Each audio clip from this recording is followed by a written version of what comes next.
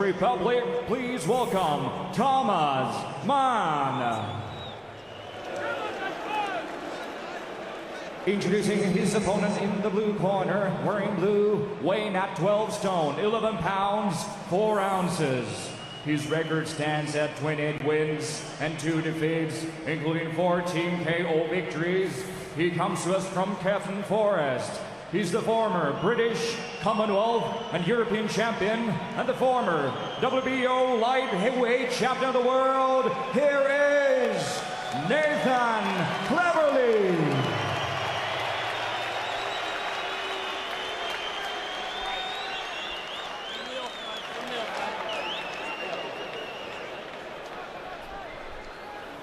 Okay, gentlemen, this is 8 rounds or less. Protect yourselves at all times. Obey my commands at all times. Touch gloves. Good luck. Well, so much has been happening already tonight. Paulie and I are still debating about that last one. John Ryder stopped.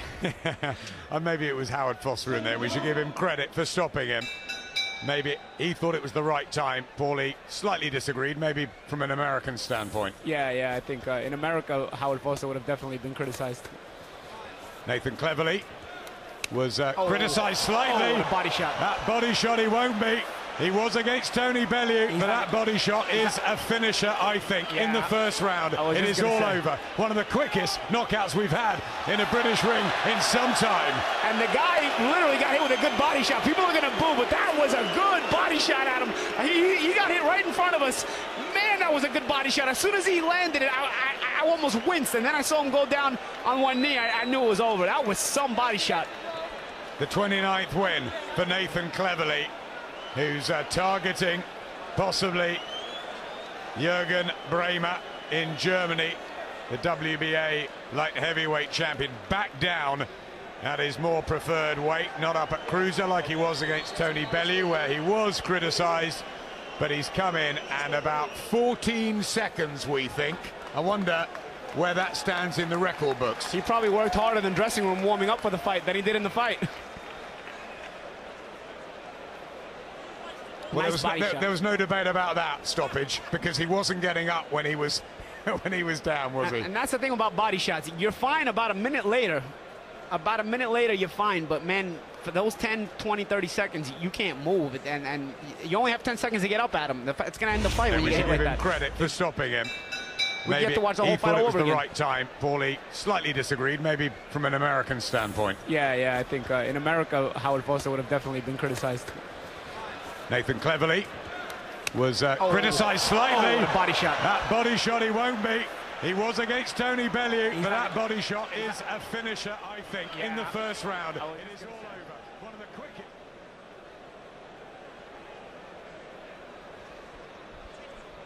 You see, Cleverly came out jabbing right away, and he tried a body shot first. He tried that one, and then you see the hook he tried right there and didn't get in cleanly, got blocked. So what does he do? The second time around, he touches up top, which the touch up top will get a reaction. It'll just raise the guard up just a little high, and it'll open up the body. So after getting the first body shot blocked, the second time he does it, he touches up top, gets him to raise the guard, and then gets the opening down to the body. And there it is again.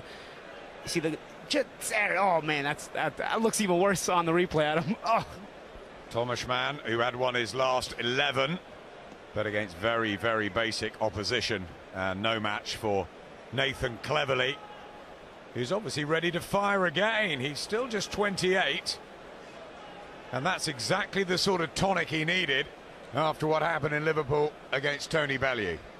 See the couple of throwaway punches up top first. You see the little short right hand, little short left hook, which with nothing on it. All it was a throwaway punch. Those two punches up top were meant to raise the guard of his opponent. And then once the guard was raised, real quickly, he pounced on that hard body shot. It was a 3-punch combination, but really the first 2 shots were just throwaway punches. They were bait punches, and they did the trick.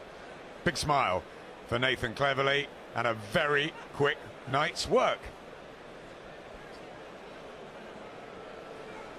Ladies and gentlemen, the end comes at 24 seconds into the very first round. Your winner by count out, Nathan Cleverly. Here's also Tomas Man. Nathan Cleverly will spend more time doing his interview with Ed Robinson than he did in the ring. And it'll be fascinating to see whether him and his promoter Eddie Hearn can manifest a big fight, possibly in the autumn. Ed.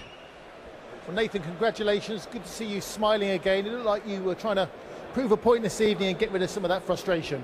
Yeah, you know, Ed, it was a matter of just coming back at light heavyweight, making sure I was good on the scales yesterday. I made the weight comfortably. I feel good at light heavy.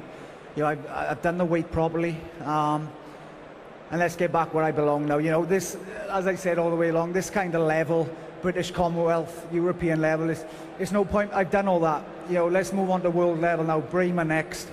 Jürgen Bremer and the Sauerlands, you know, step up to the plate. Let's finally get it on. And, you know, we've got a lot of big fights ahead.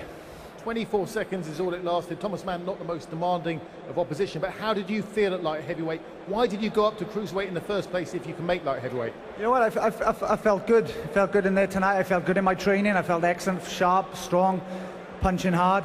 I went up to cruiserweight. It was a calculated gamble. It was the big fight with my rival, and you know, that was why I went up to cruiserweight. Calculated gamble. But realistically, I'm a good, solid light heavyweight. Let's get back to where I belong now and bring this world title back. Speak to Eddie Hearn. What are the chances of the Jürgen Bremer fight? When are we looking at that? Can it be made? Yeah, sure. We've been speaking to Callis Sauerland about that. We're very close to that fight. I had a couple of interesting offers from America as well. So Nathan wants to sit down next week and go through them all, and then we'll announce his next fight next week. Nathan, the hunger's back. Yeah, the hunger's back, Ed. I'm ready to go, mate. You know, I'm 28 years of age. I've already been world champion, two-time world champion. Watch this space. Well done.